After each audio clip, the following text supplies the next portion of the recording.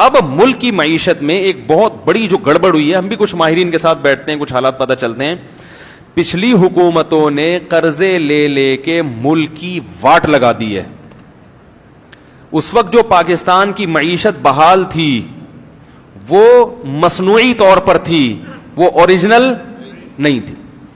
بہت کچھ پاکستان میں تعمیری کام ہوئے, یہ بن گیا, روڈیں بن گئی, لاہور پیرس جیسا بن گیا, فلانا ہو گیا, بڑے خوش ماشاءاللہ. وہ مصنوعی تھا. اس کی مثال ایسے ہے جیسے فرض کرو میرے 3 بچے ہوں, ویسے تو الحمدللہ اللہ نے زیادہ دیے, ایک مثال دے رہا ہوں. تو میں اب کیا کرتا ہوں, میں ان بچوں کے لیے ڈیفینس میں 3 بنگلے لے لیتا ہوں ہر ایک کے لیے, اور کنوینس کا بہترین انتظام کہ بچوں اسکول جاؤ گے تو عام بچہ ایک عام وین میں جائے گا, تمہارے لیے ایئر کنڈیشن بسیں ہوں گی. پھر میں نے سڑکیں بنوا دی کہ ہمارے بچے جس بس میں جاتے ہیں وہاں کھڈے بہت ہیں, تو وہ سڑکوں کیا کر دیا میں نے, بہترین سڑکیں بنا دی. اب بچے کہہ رہے ہیں ہمارے ابا نے ہمیں بہت ترقی دی ہے, اور اللہ نہ کرے ابا کا انتقال ہو گیا, چاچا آ گئے بچوں کو سنبھالنے کے لیے.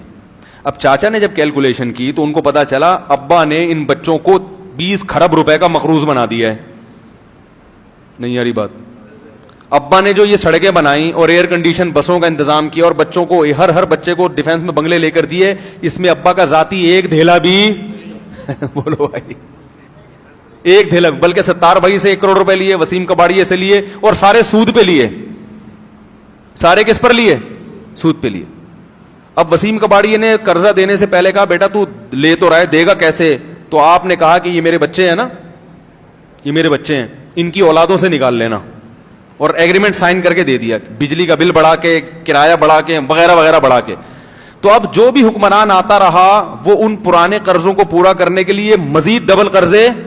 اب یعنی چاچا نے کیا کیا, چاچا نے یہ کیا, ابا نے 1 ارب روپے کا مقروض بنایا ہے, اب بچوں کو اسی لائف اسٹائل کی عادت پڑ گئی ہے, تو اس نے 2 ارب اور لے لیے تاکہ بچے چاچا کو گالیاں نہ دیں, کیونکہ بچے تھے ناسمجھ, جیسے ہماری قوم ہے, بچے کیا تھے, نہ سمجھ. وہ یہ نہیں دیکھ رہے تھے کہ ابا نے لیے کہاں سے ہیں, یہ کیسے بنایا, یہ سڑکیں مڑکیں اتنا خوبصورت یہ نظام کیسے بنایا.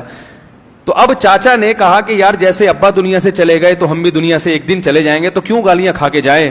انہوں نے 1 ارب قرضہ لیا, ہم کتنا لیں گے, 2 ارب لیں گے. تو بچوں نے کہا یار یہ چاچا تو ہمارے ابا سے بھی خوش, اور چاچا اس چکر میں تھے کہ میں نے کون سا اس دنیا میں ہمیشہ رہنا ہے.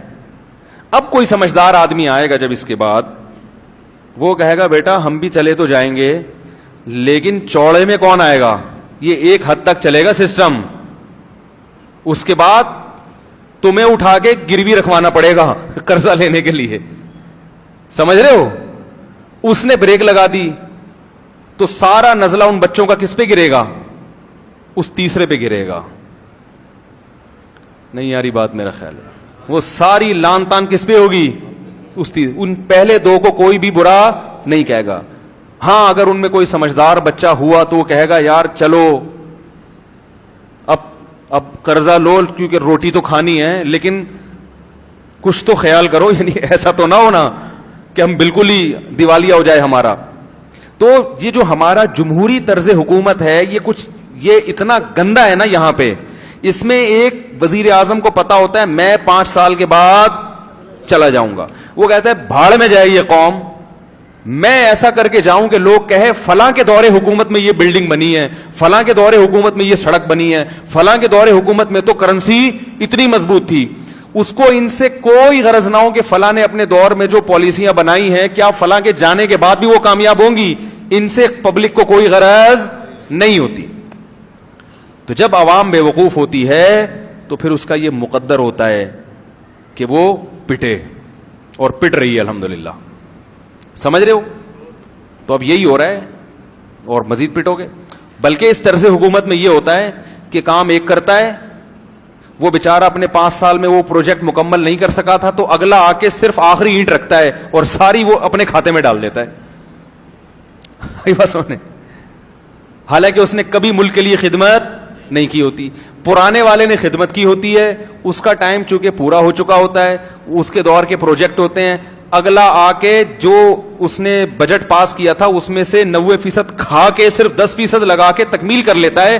تو قوم کس کو مبارکباد دیتی ہے, کراچی میں یہی ہوا ہے, پروجیکٹ کسی ایک نے شروع کیا, تکمیل دوسرے نے کی, اور بہت کھا کے تکمیل کی.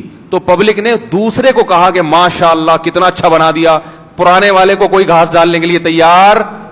تو یہ بڑا عجیب نظام ہے بھائی, یہ بہت ہی گندا نظام ہے جو ہمارے اوپر مسلط ہو گیا ہے. اس میں کوئی پتہ ہی نہیں کہ کون کس کا ذمہ دار ہے, تو بس اللہ سے دعائی مانگا کرو, اور اس کا کوئی حل نہیں, اور کوئی حل نہیں. ہاں جب اللہ آپ کو صدر بنا دے تو پھر کچھ مشورے لینا ہم سے, ٹھیک ہے؟ تو میں خود نہیں دوں گا, کسی ماہرین کو بلاؤں گا جو کچھ ان سے آپ کو انشاءاللہ مشورے لے کے دوں گا.